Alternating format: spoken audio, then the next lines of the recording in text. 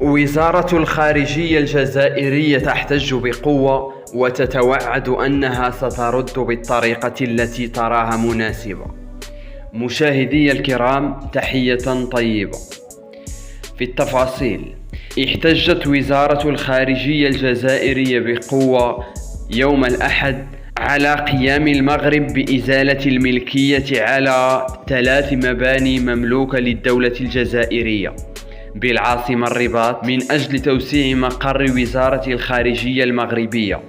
واعتبرت الجزائر الأمر بمرحلة تصعيد أو مرحلة تصعيدية جديدة وسلوكيات استفزازية من المغرب. وأكدت وزارة الخارجية الجزائرية في بلاغ لها أن مشروع مصادرة مقرات تابعة لسفارة الدولة الجزائرية في المغرب يمثل انتهاكا صارخا لحرمته، وواجب حماية التمثيليات الدبلوماسية للدول ذات السيادة، مشيرة إلى أنها سترد على ما وصفته بالاستفزازات المغربية بكل الوسائل التي تراها مناسبة، كما أنها ستلج إلى كافة السبل والطرق القانونية المتاحة، لا سيما في إطار الأمم المتحدة، بغرض ضمان احترام مصالحها.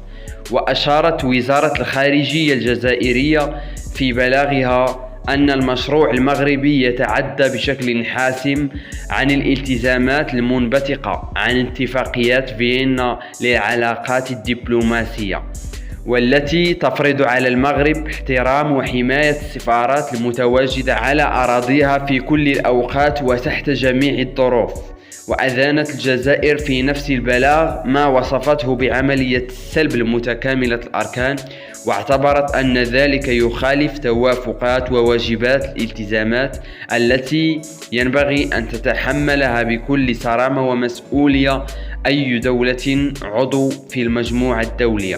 وكانت الحكومة المغربية قد وضع أمامها مشروع قرار صادر عن وزارة أو وزيرة الاقتصاد والمالية نادية فتاح العلوي، يتعلق بنزع ملكية 3 عقارات مملوكة للدولة الجزائرية من أجل توسيع مبنى وزارة الخارجية وفق ما جاء في الجريدة الرسمية.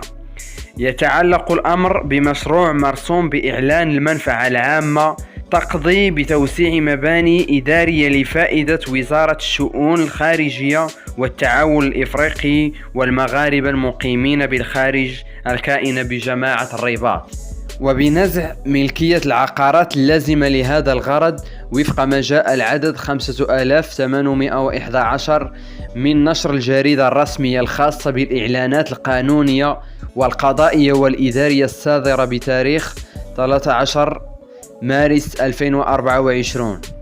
وحددت الوثيقة 6 عقارات لهذا الغرض، ال3 الأولى مملوكة للجمهورية الجزائرية الديمقراطية الشعبية التي ستنزع ملكيتها باقتراح من وزارة الاقتصاد والمالية المغربية وبعد استشارة وزير الداخلية وبناء عن القانون 781 المتعلق بنزع الملكية لأجل المنفعة العامة وبالاحترام.